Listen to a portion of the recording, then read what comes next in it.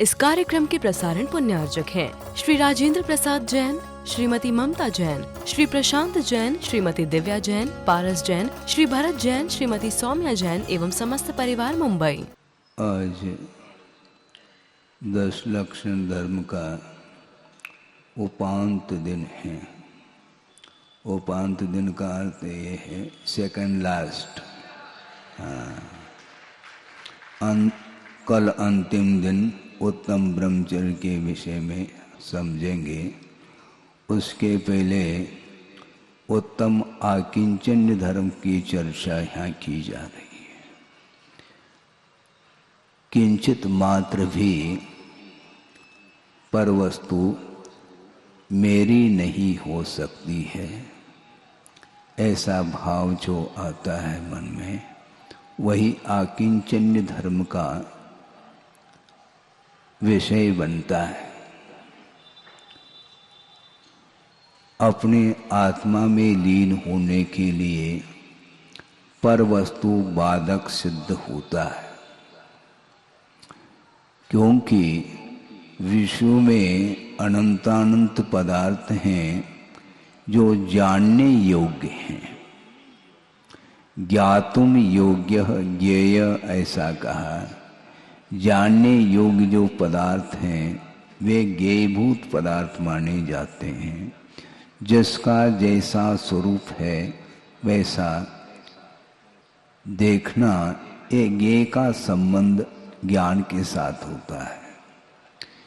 किंतु कुछ ऐसे भी अनंतानंत पदार्थों में पदार्थ हैं जो ज्ञेयभूत होते हुए भी उनका प्रयोजन नहीं है। उन्हें हेयभूत सामग्री कहा है।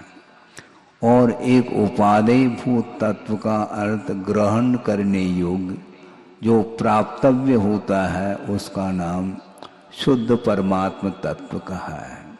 और शुद्ध परमात्म तत्व को प्राप्त करने के लिए जो उपादेयभूत पदार्थ हैं तो वो पंच परमेष्टि हैं। पंच परमेष्टि के अलावा अन्य पदार्थों के साथ जब तक आत्मा का संबंध रहेगा तब तक वह शुद्ध परमात्म तत्व की उपलब्धि नहीं हो सकती है। इस प्रकार आगमकारों का कहना है। सोचो, विचार करो। अतीत की ओर दृष्टि रखते हैं तो बड़ा विस्मय होता है। मैं स्वयं विस्मय, मुझे आश्चर्य हो रहा है। जिस समय संग में प्रवेश हुआ था उस समय शरीर की अपेक्षा से बहुत कम उम्र थी इस शरीर की, और एजुकेशन बिल्कुल ना के बराबर, और भाषा का कोई ज्ञान नहीं है। मातृभाषा कन्नड़ है और एजुकेशन जो है वह मराठी मीडियम से हुआ, और संघ में प्रवेश हो रहा है। मैं सोच रहा था मुझे प्रवेश मिल रहा है, बहुत बड़ी उपलब्धि है ये।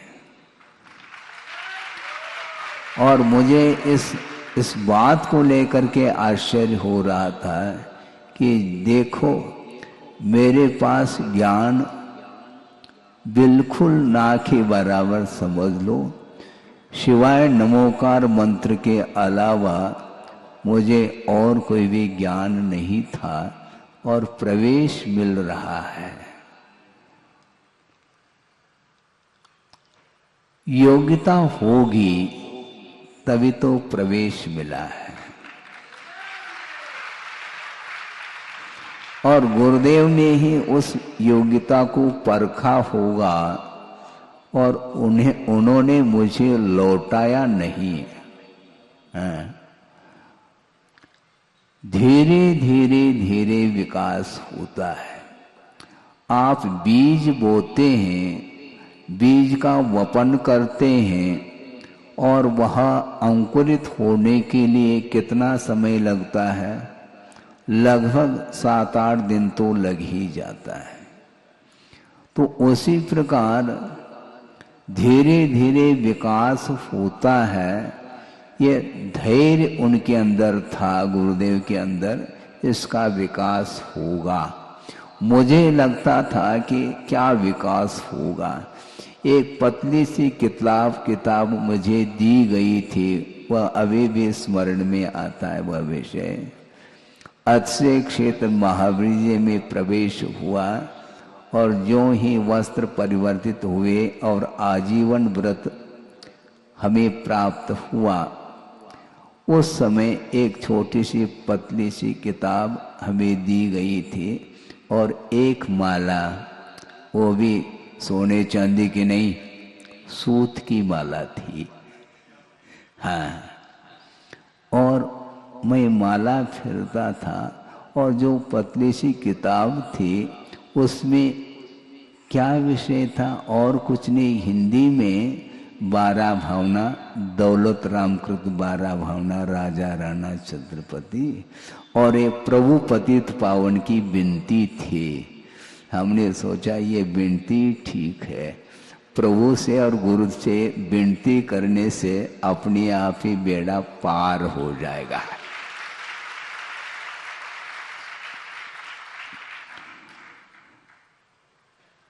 गुरुदेव का ये भाव हमेशा रहता है कि निष्ठा होनी चाहिए, आस्था होनी चाहिए। समर्पण भाव यदि आता है तो निश्चित रूप से उसको निश्चिंत होकर के धर्म ध्यान करना चाहिए, क्योंकि विकास होगा क्या नहीं होगा, उन्नति होगी क्या नहीं होगी, ये विकल्प नहीं रखना चाहिए, क्योंकि विकल्प के साथ कभी भी उन्नति होती नहीं है। किंतु देव शास्त्र गुरु के प्रति जब विश्वास जागृत होता है तो निश्चिंत होकर के उनकी आज्ञा के अनुरूप यदि हम चलते हैं तो विकास होकर के ही रहेगा। एक हाइकू मैं रख रहा हूं आपके सामने जो गुरुदेव ने ही दिया है। जीवनोद्देश जिनादेश पालन अनुपदेश। देखो 2 पंक्ति है। जीवनोद्देश जिनादेश पालन अनुपदेश। जीवन का उद्देश्य होना चाहिए एकमात्र जिनेंद्र भगवान के आदेश का पालन करने का उद्देश्य होना चाहिए, और वो भी अनुपदेश कह रहे हैं, बिना उपदेश के जिनेंद्र भगवान की आज्ञा का पालन करिएगा। जिनेंद्र भगवान ने आपको क्या आदेश दिया, क्या आज्ञा दी है? क्या राग करने के लिए भगवान ने आदेशित किया है? क्या है? बल्कि राग को छुड़ाने के लिए, राग को छोड़ने के लिए उन्होंने आज्ञा दी है, किंतु बिना उनकी आज्ञा के हम राग और द्वेष करते चले जा रहे हैं। इसलिए संसार का अंत अभी तक नहीं हो पाया है। बहुत विचित्र परिणति है संसार की। ये स्वभाव जैसा हो चुका है, जबकि स्वभाव नहीं है। स्वभाव आत्मा का अथवा जीव का क्या स्वभाव है? तो आचार्य कहते हैं जानना, देखना, यही एकमात्र आत्मा का स्वभाव है। वर्णी जी हुए हैं, गणेश प्रसाद जी वर्णी, उन्होंने प्रवचन के दौरान कहा होगा, उसको गुरुदेव के मुख से भी हमने कई बार सुना। वो कहा करते थे, जानने के लिए 3 लोग है, जितना जानना चाहो जानो।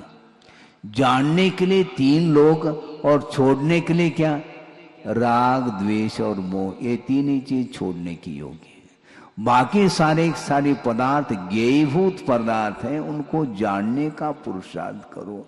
जिस पदार्थ का जैसा स्वरूप है उसको उसी रूप में जानना, यह सम्यक ज्ञान माना जाता है। पदार्थ को जानना खेल नहीं है बंधुओं। महाराज हम भी तो जानते हैं, हाँ ज्ञान आपके पास भी है, क्योंकि जानना तो आत्मा का स्वभाव है ना, किंतु वह विपरीत जानता है, वह सम्यक ज्ञान की कोटि में नहीं आ सकता। सम्यक दर्शन होने के उपरांत उसके पास सम्यक ज्ञान भी है, किंतु वह पदार्थ का ज्ञान नहीं कर पा रहा है। पर सम्यक ज्ञान भी है और जान नहीं पा रहा है, कहने का क्या तात्पर्य है? तात्पर्य है वस्तु का स्वरूप जैसा है वैसा जानते हुए भी ये मेरा है और ये तेरा है, इसके साथ जो जाना जाता है वह अध्यात्म क्षेत्र में उसको ज्ञानी की संज्ञा कुंद स्वामी ने दी नहीं है। यहां तक कुंद स्वामी का कहना है कि वह गणधर परमिष्टि भी क्यों ना हो। आप ध्यान से सुनिएगा,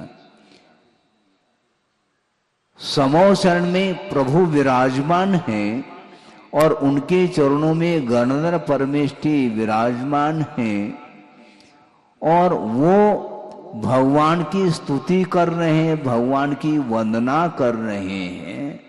इसके उपरांत भी गणधर परमेष्टि का ये कहना है कि जब तक प्रभु की स्तुति और वंदना करते चले जाएंगे तो एकमात्र प्रवृत्ति मानी जाती। इसका अर्थ ये नहीं समझना कि इसको हम छोड़ दें, छोड़ने की बात नहीं कह रहा हूं। कल बात कही थी हमने छोड़ने की, राग को छोड़ने की बात कही थी।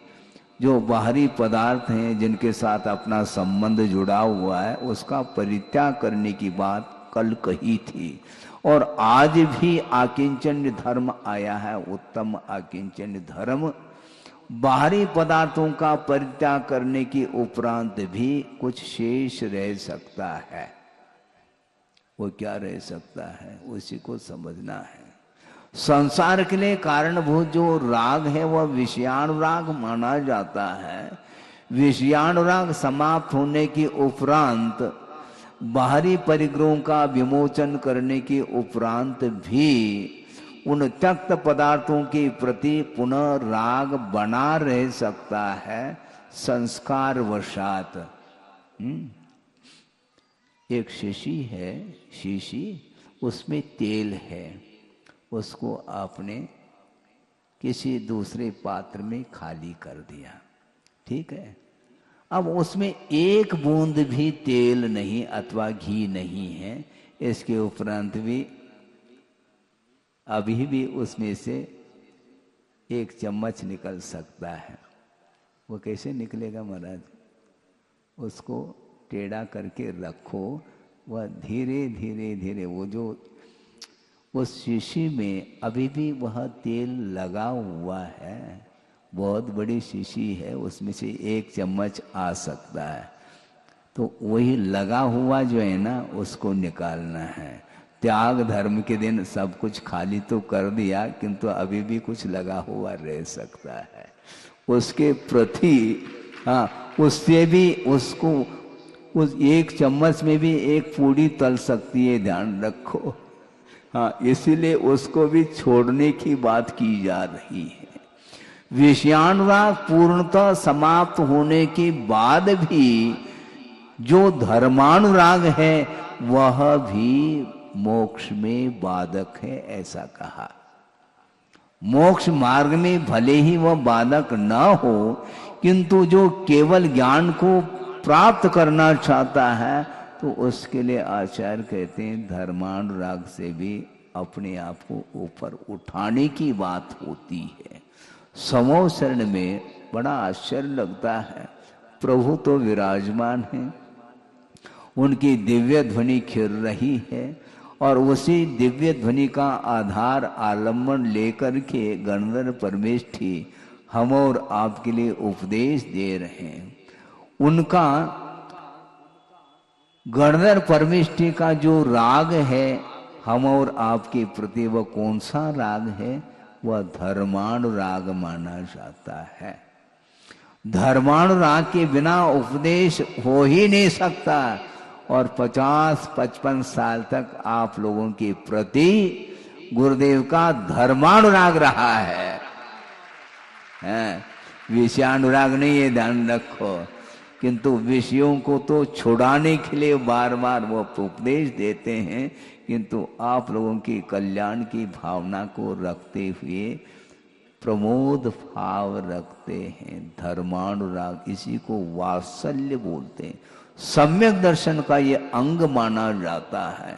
हालांकि इसमें धर्मानुराग विद्यमान है, वह केवल ज्ञान के लिए बाधक हो सकता है, किंतु जिनके अंदर अभी केवल ज्ञान को प्राप्त करने की क्षमता जागृत नहीं हो पा रही है, तो उसके लिए धर्मानुराग उसके प्रति रखने से वह उत्साहित हो करके धर्म की आराधना करने के लिए कटिबद्ध हो सकता है। तो आज उत्तम आकिंचन का धर्म है। कुंद कुंद स्वामी कह रहे हैं, सोचो, कुंद कुंद स्वामी वहां तक पहुंचना बहुत कठिन है, किंतु गुरुदेव ने कुंद कुंद उनकी जो परिणति, उनकी जो साधना जो थी, कुंद कुंद तो रहे नहीं, किंतु कुंद कुंद के साहित्य तक पहुंचने के लिए हम लोगों के लिए गुरुदेव ने जो दिया है, दिया दे दिया, उन्होंने प्रकाश दिया है। कुंद कुंद को कौन जानता था, किंतु उनकी गहराई, उनके चिंतन और उनके जो उपदेश, वहाँ तक पहुँचने के लिए गुरुदेव ने हम लोगों के लिए बहुत अथक परिश्रम किया है, तब कहीं जाकर के कुंद कुंद को समझ पा रहे हैं। कुंद कुंद स्वामी ने अपने अध्यात्म ग्रंथ में बिल्कुल स्पष्ट शब्दों में लिखा है, गणधर परमिष्टि भी क्यों न हो, वे जब तक उपदेश देते रहेंगे, जब तक प्रभु की स्तुति वंदना आदि करते रहेंगे, तब तक विश्व का तो कल्याण उनके द्वारा हो सकता है, किंतु आत्म कल्याण का अर्थ केवल ज्ञान यदि प्राप्त करना चाहते हैं तो उन्हीं का कहना है, परमाणु मात्र भी यदि परवस्तु के प्रति राग है तो वह आत्मा को नहीं जान सकता, ऐसा स्पष्ट उल्लेख किया है। परमाणु मित्त यम्प्य हो रागादीनम तो विज्यदे जस नविसो जान दे अप्पा नयम तो सौवाग मदरो भी सर्वागम धर अपि आत्मानम न जानाते, ऐसा कहा। समस्त आगम का पारगामी भी क्यों न हो, द्वादशांग का पाठी भी क्यों न हो, और वे द्वादशांग के पाठी तो रहे कौन, गंधर्व परमेष्टि। दिव्य ध्वनि का आलम्बन लेकर के उन्होंने आगम की रचना की है, द्वादशांग की पाठी है, सकल श्रुतधारी है। इसके उपरांत भी वो स्वयं ही कह रहे हैं, परमाणु मात्र भी यदि पर वस्तु के प्रति राग विद्यमान है तो वह आत्मा का ज्ञान नहीं कर सकता। वीतराग स्वसंवेदन संभव नहीं, यह स्पष्ट शब्दों में कहा है। इसके उपरांत भी कुछ ऐसे भी स्वाध्यायशील व्यक्ति हैं जो चतुर्थ गुण स्थान में, जहाँ पर बिल्कुल न अनुव्रत है न और कुछ है, असंयम की भूमिका में वो वीतराग स्वसंवेदन उन्हें होने लगा। आजकल हमें विस्मय होता है, कुंद कुंद का जो साहित्य है उसका अवलोकन उनको बारीकी से कर लेना चाहिए। परमाणु मात्र भी यदि राग विद्यमान है तो वह आत्मा का ज्ञान नहीं कर सकता, अर्थात आत्मा का वीतराग स्वसंवेदन उन्हें नहीं हो सकता। फिर ऐसी स्थिति में असंयम की भूमिका में, अविरत दशा में बस उस सम्यक दृष्टि को वीतराग स्वसंवेदन कहाँ से हो सकता है। यद्यपि स्वसंवेदन से रहित कोई भी जीव नहीं है, किंतु स्वसंवेदन अलग है और वीतराग स्वसंवेदन अलग है। हाँ, आपको संवेदन होता क्या नहीं? महाराज हमें समझ में नहीं आता कि ये क्या समझ, आत्मा तो दिखाई देती नहीं, और आत्मा आत्मा आप 10 दिन हो गए आत्मा की चर्चा करते हुए, हमें बात समझ में नहीं आती। अच्छी बात है, किसी ने कहा आपको समझ में नहीं आती ना आत्मा क्या है। उन्होंने कहा ये जो जलता हुआ जो अंगारा है ना, वो हाथ में ले आओ थोड़ा सा, तो समझ में आ जाएगी आत्मा क्या है। हाथ में अंगारा को ले लो तो समझ में आ जाएगा कि आत्मा का क्या स्वरूप है। आत्मा अमूर्त है ना, किंतु जो आत्मा चिल्ला रही वही आत्मा, ये ध्यान रखो। शरीर कभी चिल्लाता नहीं है, आत्मा चिल्लाती है। डेड बॉडी, उसमें संवेदन है, और बोलते क्या महाराज ये तो जड़ की क्रिया है। अच्छा, आत्मा की क्रिया नहीं, जड़ की यदि क्रिया है तो अवसान होने के उपरांत उस जड़ में क्रियाएं होनी चाहिए। कोई भूत प्रविष्ट हो जाए तो बात अलग है भैया, उसकी जिम्मेदारी हमारी नहीं है। हाँ, वो कूदने लग जाए ये अलग वस्तु, किंतु उस शव में कोई भी अब प्राण रहे नहीं, जीव निकल गया है। जब तक जीव था तब तक उस शरीर में एक्टिविटी थी, क्रियाएं होती थी, किंतु जो ही अवसान हो जाता है तो वह शरीर जड़ माना जाता है। किंतु लोगों की धारणा ये है खाना पीना उठना बैठना ये केवल जड़ की क्रिया है। गलत बात है ये जड़ की क्रिया नहीं, ये आत्मा की क्रिया, ये ध्यान रखो। क्योंकि राग पूर्वक संसारी प्राणी सारी क्रियाएं करता है और बोल रहा है ये जड़ की क्रिया, ये ठीक नहीं है। ये यूं कहना चाहिए कि स्वाध्याय जो है ना अजीर्ण हो रहा है। स्वाध्याय का स्वाध्याय करो, कैसा करना स्वाध्याय आप ही बताओ महाराज। हम ही सब कुछ बताएंगे तो आप क्या करोगे फिर है? आपको समझना है, क्योंकि पर पदार्थ के प्रति राग हमेशा बना रहता है संसारी प्राणी का। इसलिए जो विषयानुराग है वो पूर्णतः अभाव को प्राप्त हो जाए, और धर्मानुराग से भी जो ऊपर उठता है उसके लिए आत्मा का दर्शन हो सकता है। ये कुंद स्वामी ने कहा है। परमाणु मात्र भी यदि पर वस्तु के प्रति राग है, निश्चित रूप से आत्मा का संवेदन वह वीतराग संवेदन के रूप में नहीं हो सकता है, ऐसा उन्होंने कहा है। जब गणधर परमिष्टि के लिए ही कहा जा रहा है, वो भी वीतराग स्वसंवेदन उनको कब होगा? उपदेश बंद करें, उपदेश बंद करें, भगवान की स्तुति भगवान की वंदना, ये जितने भी प्रवृत्ति हैं ये धर्मानुराग को लेकर के प्रवृत्ति होती हैं। इन धर्मानुराग से भी जब ऊपर उठता है तो एक अंतर मुहूर्त के अंदर केवल ज्ञान वह प्राप्त कर लेता है। आप क्या प्राप्त करेंगे? कल नहीं परसों गाड़ियों के मुख किधर है? किधर है? इधर नहीं है, घर की ओर मुख किया है। जाना है क्योंकि संकल्प है, रिटर्न टिकट भी लेकर के आए साथ में। मतलब निश्चिंत होकर के आप धर्म की आराधना तक नहीं कर पा रहे, जाने का विकल्प है साथ में। ये होता यही है, ये संकल्प और विकल्प के कारण ही संसार बन रहा है। कहाँ तो आगम में धर्मानुराग भी केवल ज्ञान के लिए बाधा उत्पन्न कर देता है, तो विषयानुराग तो बिल्कुल बाधक सिद्ध हो जाता है। बहुत कठिन काम है ये, कठिन है। इसलिए अभी तक जिस कार्य को हमने नहीं किया है वह सरल कैसा हो सकता है? निरंतर धर्म की आराधना मान लो आपने अतीत में की भी है, तो भी इस धरती पर हम क्यों बैठे हैं? ये बहुत बड़ा प्रश्न है।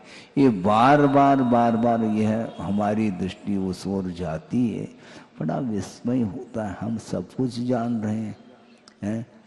एक व्यक्ति आए, उन्होंने कहा कि महाराज हमें आपको कम से कम 41 साल हो गए होंगे, आपके बाजोटे पर वही ग्रंथ देखने को मिलते हैं। अभी भी आप वो ग्रंथ पूर्ण नहीं कर पाए क्या? 40 साल में आपको क्या हो गया?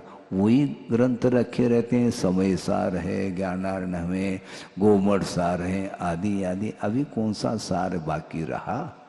ऐसा उनका कहना था।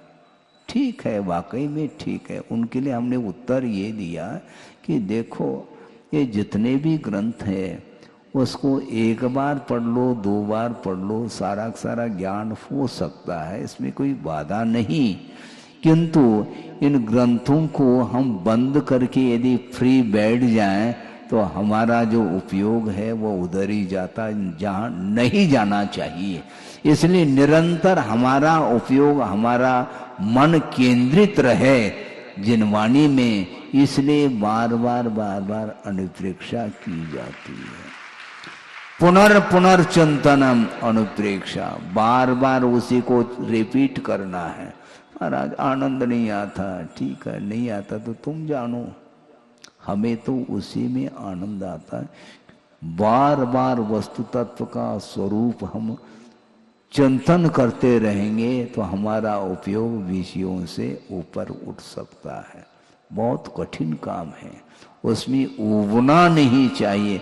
हमें बात समझ में नहीं आती, आप बार बार कहते हो कि महाराज कल भी तो वही बात कही थी, उसी को आज पुनः प्रकारांतर से उसी विषय को आप रख रहे हैं, हमारा मन नहीं लगता, हम ऊब जाते हैं। अच्छा, और आप प्रतिदिन जो ना जो दाल भात खा रहे हैं उसमें ऊब नहीं रहे हैं आप।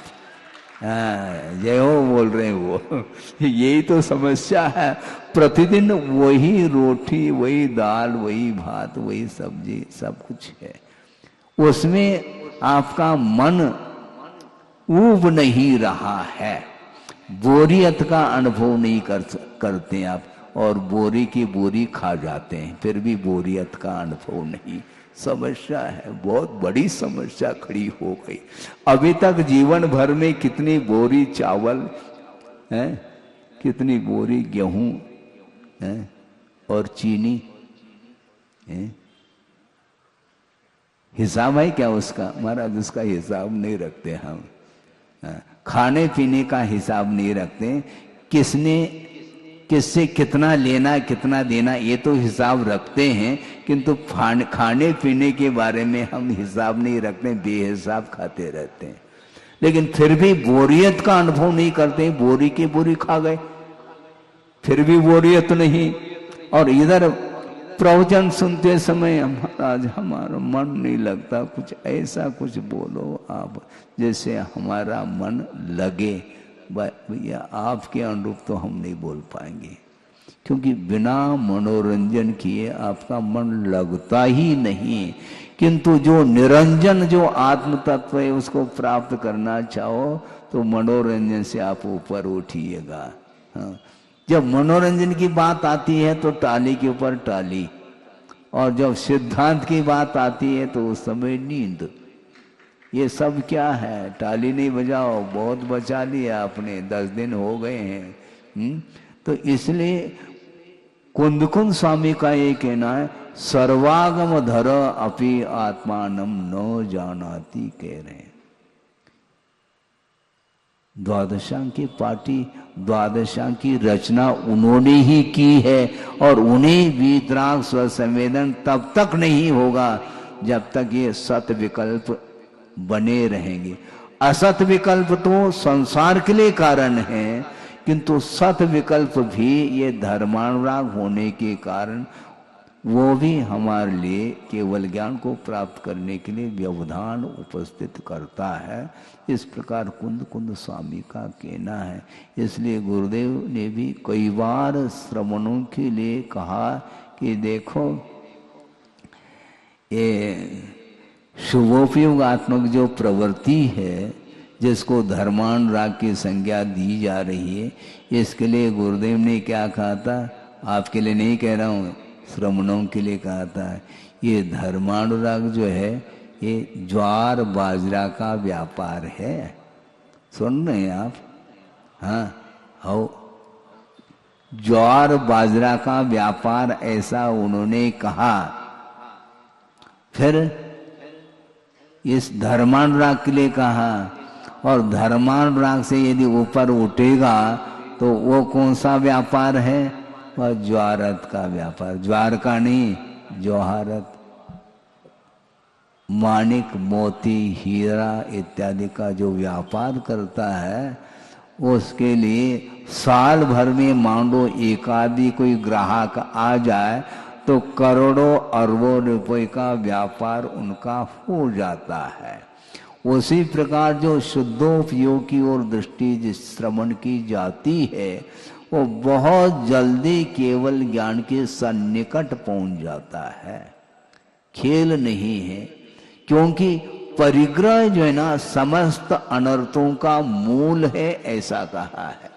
संग, संघ नहीं, संग, संग का अर्थ परिग्रह है, और उसके लिए कहा आचार्यों ने, संग एव मत सूत्रे निशेषानर्थ मंदिरम येना संतोपि सूयन्ते रागाद्या रेपवक्षणे, ऐसा कहा।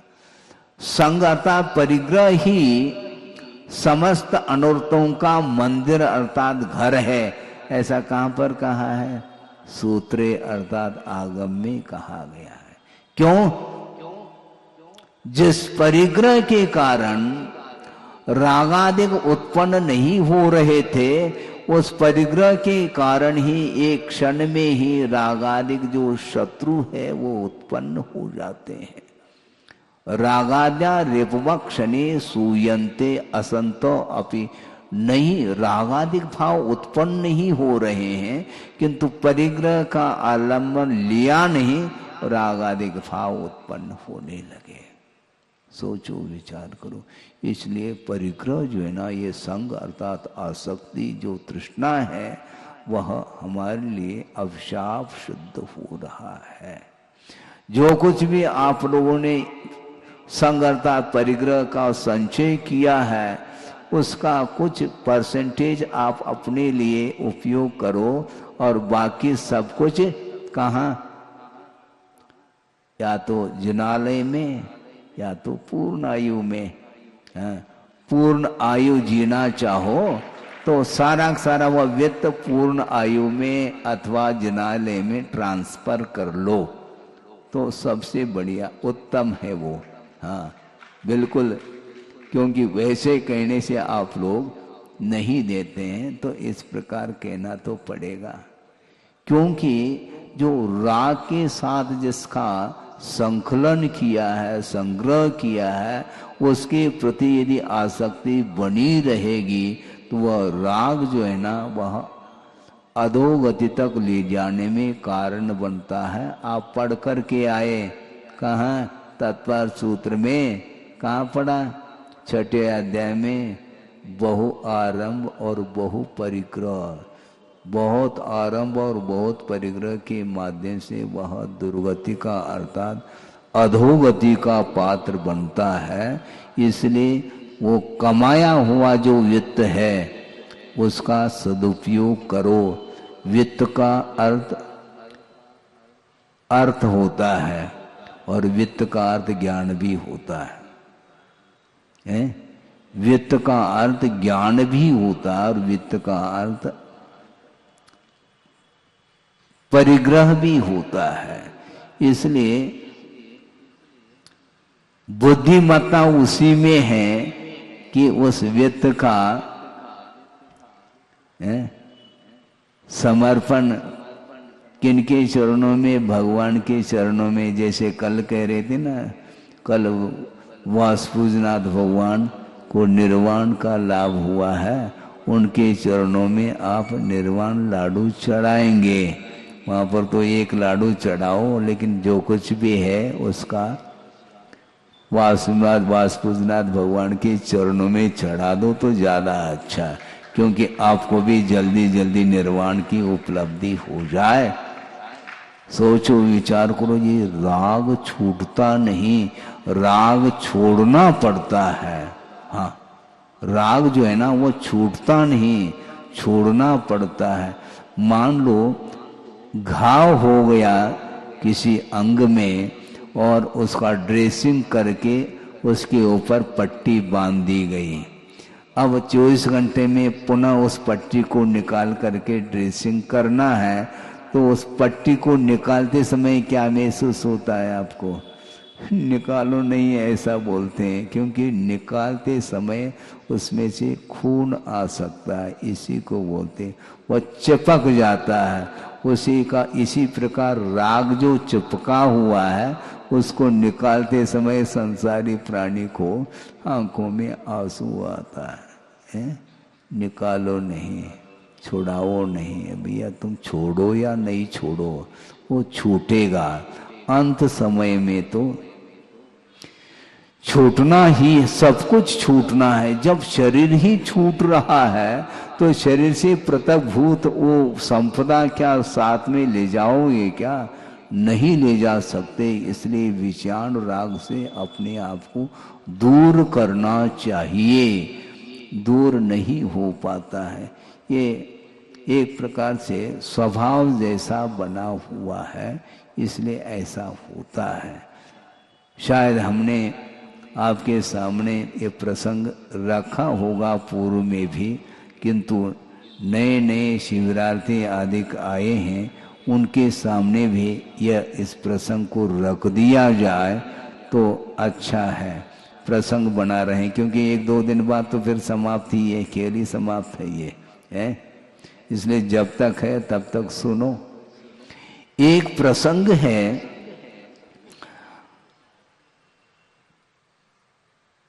वीर निर्वाण महोत्सव, 25वां वीर निर्वाण महोत्सव मनाया जा रहा था। कहाँ पर? अजमेर में। उस समय मेरा संघ में प्रवेश नहीं हुआ था, उस समय की बात है। और बड़े विशाल पैमाने में जुलूस निकाल दिया, और गुरुदेव भी उस समय थे। और कई दिनों से एक व्यक्ति के मन में भाव था, क्योंकि गुरुदेव का नाम उस समय भी सब लोग जानते थे। आचार्य श्री की साधना, उनका ज्ञान, ये सब कुछ ज्ञात था सब लोगों को। यहाँ तक कि जैनेतर समाज में भी उनका नाम सब लोग जानते थे। और एक दार्शनिक व्यक्ति और साथ साथ तार्किक भी थे वो। उनके मन में बार बार ये भाव आ रहा था कि आचार्य विद्यासागर जी महाराज कोई महान संत हैं जिनका दर्शन हमने अभी तक नहीं किया, एक बार दर्शन तो कर लूं, इस प्रकार उनके मन में भाव था। और उस सभा में आए थे और बैठे थे, तत्व चर्चा चल रही थी। उस समय की बात है ये। उन्होंने ये कहा कि महाराज, ये हमारा बहुत बड़ा सौभाग्य है, ये पुण्य का अवसर समझता हूं मैं अपने आप के लिए कि आपके दर्शन हो गए, मैं कृतकृत्य हो गया। आपकी साधना हम सुनते थे, आपके ज्ञान के विषय में भी चारों ओर वह सुगंधी फैली हुई थी, अभी भी है, किंतु दर्शन का मौका नहीं मिल रहा था। और आज आपके चरण वंदना का अवसर हमें प्राप्त हुआ। लेकिन आ गई, लेकिन में सब समाप्त होता है। बहुत बड़ी विचित्र दशा है, क्योंकि वह दार्शनिक थे और तार्किक थे। महाराज, एक विकल्प मन में आ रहा है, यदि आप कहो तो मैं अपने मन की बात रख दूं। हाँ, क्यों नहीं रख सकते हैं? आप रख सकते हैं, निसंकोच होकर के रख सकते हैं। लेकिन महाराज, हमें डर लगता है। डरने की क्या बात है? जो मन में विचार है, जो भाव है, उसको बिल्कुल बालक के समान व्यक्त कर सकते हैं। और कुछ मान लो, कुछ समझने की चीज हो तो मैं समझ भी लूँगा, उसको क्या बात हो गई। और आपकी जो भावना है उस भावना के अनुरूप मुझे कुछ परिवर्तन भी करना होगा मान लो, तो भी मैं सोच लूँगा, कोई बाधा नहीं इसमें। आप निसंकोच होकर के कहिए। महाराज फिर भी मन में विकल्प आता है, डर लगता है, कैसे कहूँ। सुनो, आपको कहना है तो बिल्कुल शांति के साथ कहिए। फिर उन्होंने कहा कि महाराज एक मन में विकल्प बार बार खटक रहा है। वो क्या है? वो ये है महाराज, क्योंकि आप साधक हैं, हम तो साधक है ही नहीं। आप वीतरागी हैं और हम तो वीतरागी है ही नहीं, हम तो रागी हैं। और आप समाज के बीच में आते हैं जाते हैं, महिला वर्ग भी हैं, सभी लोग रहते हैं, इसलिए मन में एक भाव आ रहा है। यदि आप कहें तो कह दूं? कह दो भैया, कितनी बार कहलवाओगे। महाराज मन में एक भाव आ रहा है, आप क्षमा करना कि एक लंगोट आप यदि धारण करते तो अच्छा होता है। तो आचार्य महाराज ने सोचा, शांति रखो, थोड़ा धैर्य रखो, समय पर इसका उत्तर तुम्हें मिल जाएगा। और उस 25वां जो निर्वाण महोत्सव मनाया जा रहा था, काफी जनता एकत्रित हुई थी, गैदरिंग बहुत, चारों ओर लोग ही लोग दिखाई दे रहे थे। उस समय लोकार्पण के लिए एक किताब जो प्रिंट हो चुकी थी, प्रकाशित हो चुकी थी, वह विमोचन करने के लिए कुछ विद्वान लोग आए और उन्होंने कहा कि महाराज इस किताब का विमोचन करना चाहते हैं आदि। तो विमोचन किया गया और गुरुदेव के सामने उस किताब को रखा। महाराज इसमें महावीर भगवान का भी तस्वीर है और उनके जीवन वृत्ति के बारे में भी इसमें लेख अधिक हैं, आप देखिएगा। तो गुरुदेव ने वहीं मंच पर बैठे बैठे खोल करके देखा और उन्होंने कहा, इसमें महावीर भगवान का तो तस्वीर दिखाई नहीं दे रहा है। नहीं महाराज, वो लास्ट में है उसमें। हाँ, देख तो लिया हमने, महावीर भगवान हमें दिखाई नहीं पड़ रहे हैं, क्योंकि महावीर भगवान दिगंबर होते हैं। महाराज ये दिगंबर ही तो है। तो उन्होंने कहा कि देखो, सबका चेहरा दिगंबर हो सकता है, लेकिन चेहरे मात्र से दिगंबर होने से हम उसको दिगंबर के रूप में नहीं कह सकते। इसलिए नहीं कह सकते, वह तस्वीर महावीर भगवान का था, किंतु दिगंबरत्व छिप गया था। एक वृक्ष की टहनी वहां पर दर्शाई गई थी, जिसके ओट में वह दिगंबरत्व छिपा हुआ था। इसलिए गुरुदेव ने कहा, ये वीतरागी मुद्रा, ये वीतराग मुद्रा नहीं, ये वस्तुतः आवरण कई प्रकार के हो सकते हैं।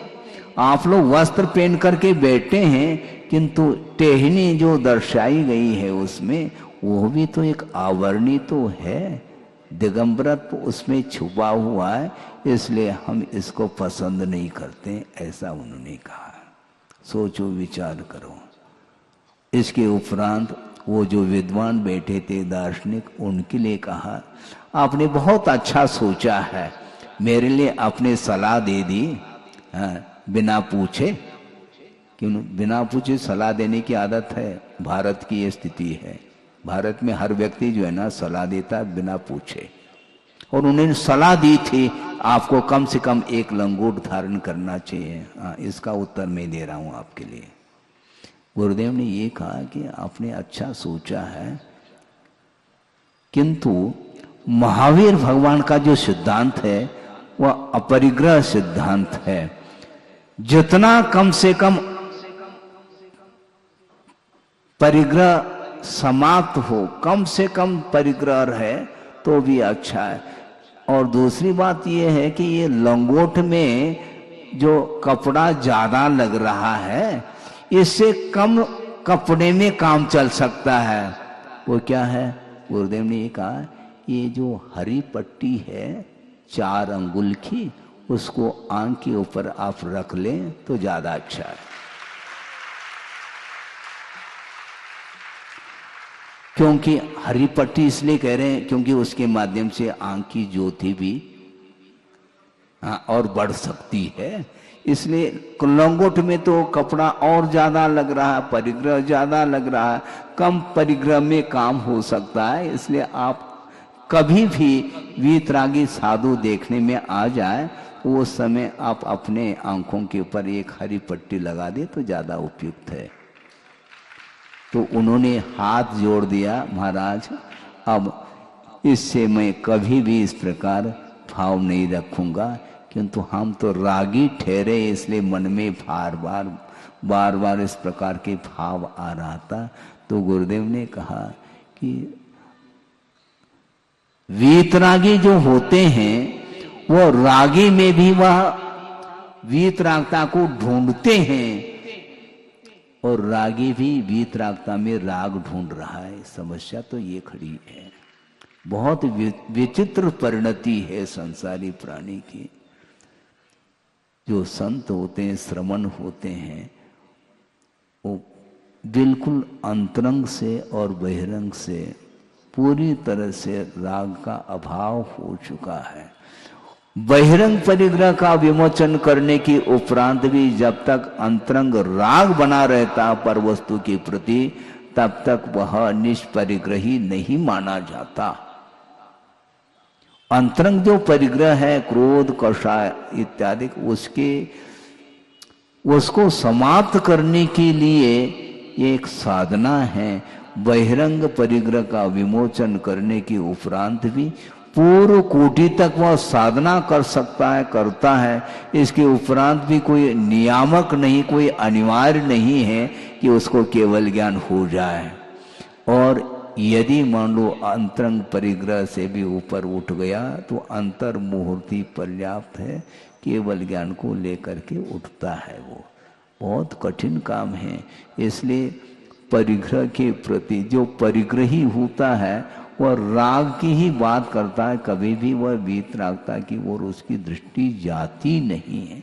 वो समय अजमेर में इस विषय को रखा था गुरुदेव ने, हमने सुना और उसको प्रवचन में भी उन्होंने इस प्रसंग को दिया है। उसको हमने पढ़ा कई बार, हमने सोचा ये प्रसंग है, ये आकिंचन्य धर्म के ऊपर ये इस विषय को रखना बहुत आवश्यक है।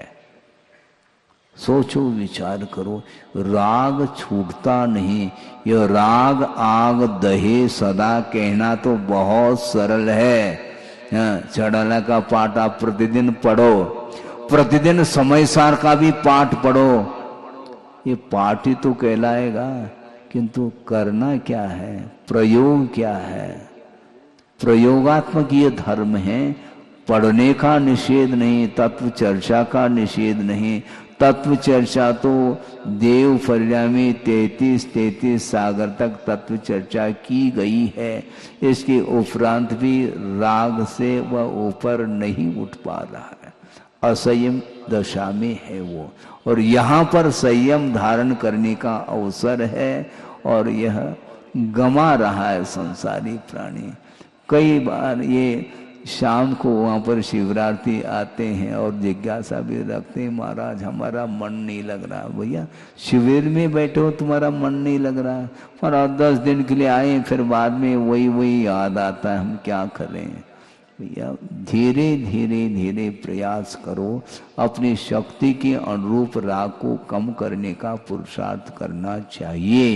ये एक साथ यदि नहीं होता है तो घबराने की कोई आवश्यकता नहीं, क्योंकि श्रावक जो गृहस्थ होता है उसकी भूमिका में भी बहुत कुछ कार्य वह कर सकता है। यहाँ तक कि तीर्थंकर प्रकृति के बंद के परिणाम, विशुद्धतम परिणाम उसके अंदर हो सकते हैं और वो भी संयम के अभाव में हो सकते हैं। तो इससे बढ़कर के और कौन सा विकास हो सकता है? षोडश कर्ण भावना भाव। महाराज आज भाग करके क्या करना, क्योंकि आपने कहा था केवली श्रुत केवली के पाद मूल में तीर्थंकर प्रकृति का बंध होना है, और आज तो होना है ही नहीं, तो काय को भाएं। अरे पुनः वही, ये व्यवसाय नहीं, ये ध्यान रखो। फल मिले, परिणाम निकले अथवा न निकले, संस्कार तो डालना ही चाहिए। अनंतकालीन जो अज्ञान के संस्कार डिलीट नहीं हो पा रहे हैं, तो इसलिए निरंतर आपको वैराग्य भावना, बारह भावना और षोडश कारण भावना और मेरी भावना, तेरी भावना नहीं, मेरी भावना, यानी मेरी भावना का अर्थ क्या? आचार्य कहते हैं मेरी भावना, हम जो चाहते हैं तुम चाहोगे तो काम होगा, नहीं तो नहीं होगा। भगवान क्या चाहते हैं? भगवान कुछ नहीं चाहते हैं, यही चाहते हैं सारे सारे भगवान बन जाए तो ज्यादा अच्छा है। लेकिन बने कैसे? उपदेश सुनने मात्र से भगवत पद की उपलब्धि नहीं हो सकती, किंतु राग का अभाव करना पड़ता है, और राग का अभाव करना बहुत कठिन हो जाता है, और राग का अभाव बिना भेद विज्ञान के संभव नहीं है बंधु। भेद विज्ञान का अर्थ ही है कि मेरा क्या स्वरूप है और पराया उसका क्या स्वरूप है, ये स्वरूप का बोध होना चाहिए। ये मेरे तेरे की जो वृत्ति है यही परिग्रह है। मेरा कुछ नहीं, मैं अकेला हूं। अहमिको खलु शुद्धो दंसन नान मयीवो सदा रूवी नवि अत्य मध्य किंचवी अन्नम परमाण मित्तम्पि। परमाणु मात्र भी मेरा पर वस्तु है ही नहीं, इस प्रकार विचारने में आना चाहिए। महाराज परमाणु मात्र मेरा नहीं, बाकी सब मेरा है, वह ऐसा अर्थ निकालने लगा। वो हमेशा संसारी प्राणी कुछ न कुछ वह अर्थ अपने मन के अनुरूप निकालता है, जबकि आगमकार ये कह रहा परमाणु मात्र भी पर वस्तु मेरी नहीं हो सकती है। तो ये मेरा कहाँ है, किसके लिए है? ये शरीर भी जब मेरा नहीं, तो पर वस्तु के साथ संबंध मेरा नहीं हो सकता। निरंतर इस प्रकार जो चिंतन करेगा तभी कहीं जा कर के वह उसके प्रति जो अटैचमेंट है वह कम होता जा सकता है, नहीं तो नहीं है। ये भ्रांति है वस्तुतः। पूरा विश्व भी भेद विज्ञान के अभाव में भ्रांति में चल रहा है। पूरा संसार भ्रांति में चल रहा है, क्योंकि भेद विज्ञान उसको नहीं हो रहा है। इसलिए एक प्रसंग आपके सामने छोटा सा रख करके इस विषय को पूर्ण कर रहा हूं। एक व्यक्ति है और वह कहाँ जा रहा है? कहीं व्यापार के हेतु जा रहा है, किंतु वाहन के द्वारा वह यात्रा नहीं कर रहा है और पैदल यात्रा है, किंतु वह एक सारथवाह है। 100 ऊंट का एक काफिला लेकर के चल रहा है, पैदल चल रहा है। चलते चलते चलते रात हो जाती है, तो वह विश्राम करने के लिए एक स्थान चुनता है, और उसने सोचा तो मेरे लिए तो उपयुक्त स्थान है, किंतु 100 ऊंट हैं, उनको बांधना भी तो है, क्योंकि रात भर कैसे बंधे रहेंगे वो। और वो बांधना प्रारंभ करता है, और एक एक करके 99 तक ऊंट बंध गए। खूंटी गाड़ता है और रस्सी से उसको बांध लेता है ऊंट को। सारे सारे बंध गए। अब एक ऊंट को बांधना है और खूंटी और रस्सी नहीं है। समस्या खड़ी हो गई। क्योंकि ऊँट है भी या खाली छोड़ दें तो क्या होगा। तुमने सोचा कि किसी के पास पूछा कि खूंटी है क्या, रस्सी यहाँ पर मिलेगी? नहीं, यहाँ पर रस्सी भी नहीं मिलेगी, खूंटी भी नहीं मिलेगी। फिर कैसे बांधेंगे? तुम चिंता नहीं करो, मैं बांध देता हूँ उसको। अच्छी बात है भैया, बिना खूंटी और बिना रस्सी आप ऊँट को बांधने का प्रयास कर रहे हैं। आपका कौन सा प्रयास है हमें समझ में नहीं आ रहा। तुम चिंता नहीं करो भैया, मैं बांध देता हूँ, चलो अभी आपके साथ चलता हूँ। उसके साथ वह पहुँच गया व्यक्ति और वो कहता है मैं बांधूंगा, तुम चिंता नहीं करो। 99 बंध गए कि नहीं? हाँ, 99 ऊँट बंध गए, कोई बाधा नहीं। अब वो क्या करता है? वह करता कुछ नहीं, वह खूंट ले लिया, खूंट है ही नहीं, और वह इस प्रकार प्रयास उसको सुनाए दे कि खूंटी गाड़ी जा रही है। बस ऊँट सुन रहा है, हाँ हमें भी बांधा जा रहा है। अच्छा, और वह झूठी खूंटी गाड़ी जा रही है और झूठी रस्सी उसके गले में बांध दी जाती, तो वह बैठ जाता है वो ऊँट। हाँ, अभी टाली नहीं बजाना, और वह ऊँट बैठ गया बिना खूंटी बिना रस्सी के। वह सोच रहा कि मुझे भी बांध दिया गया। अब सुबह हो जाता है तो सारे 99 ऊँट जो थे उनकी रस्सी और खूंटी उखाड़ दी गई, रस्सी को निकाल दिया, सारे खड़े हो गए। वो जो ऊँट बैठा है वो बैठा ही रह गया। समस्या खड़ी हो गई, समस्या फिर खड़ी हो गई। तो उसी व्यक्ति को बुलाया है, तुमने कौन सा मंत्र किया? ये ऊँट उठ ही नहीं रहा है। मंत्र कुछ नहीं किया, ध्यान रखो, वो भ्रांति में है, उसको अभी खड़ा कर देता हूं मैं, तुम नहीं खड़ा कर पाए। कैसे करोगे? और वह खूंटी उखाड़ दी उसके सामने, जो खूंटी थी नहीं, और उखाड़ने का एक दृश्य उसके सामने दिखाया गया। और गले की रस्सी खोल दी, खोलने का एक एक्टिंग किया गया है और कुछ नहीं किया गया है। वो उसके माध्यम से वो ऊँट खड़ा हो गया। अर्थ यह है कि वो भ्रांति में है, जबकि उसके गले में न रस्सी है न खूंटी को गाड़ी गई है। इसके उपरांत भी एक भ्रांति है कि मुझे बांधा गया है। उसी प्रकार संसारी प्राणी, पूरा विश्व ही भ्रांति में वह चल रहा है, स्वयं ही उलझता चला जा रहा है। उलझाने वाला कौन है? कोई कौन उलझाने के लिए आता है? लेकिन भजन क्या करते हैं आप? सुलझाओ भगवान तुमरे बिना हमरा कोई नहीं। अच्छा, वो भगवान इसीलिए बैठे हैं क्या? तुम उलझते चल जाओ और वो सुलझाने के लिए बैठे हैं क्या? वो भगवान काय के लिए बैठे हैं? भगवान की आराधना करो, तुम उलझते चले जा रहे हो, भगवान उलझा रहे हैं क्या? भगवान तो सुलझाने के लिए बैठे नहीं, ये ध्यान रखो। तुम सुलझना चाहो तो वो बैठे हैं, तुम्हें सुलझना ही नहीं है तो भगवान भी उतर करके आ जाए, तुम्हें कोई भी सुलझा नहीं सकता। इस कार्यक्रम के प्रसारण पुण्यार्चक थे श्री राजेंद्र प्रसाद जैन, श्रीमती ममता जैन, श्री प्रशांत जैन, श्रीमती दिव्या जैन, पारस जैन, श्री भरत जैन, श्रीमती सौम्या जैन एवं समस्त परिवार, मुंबई।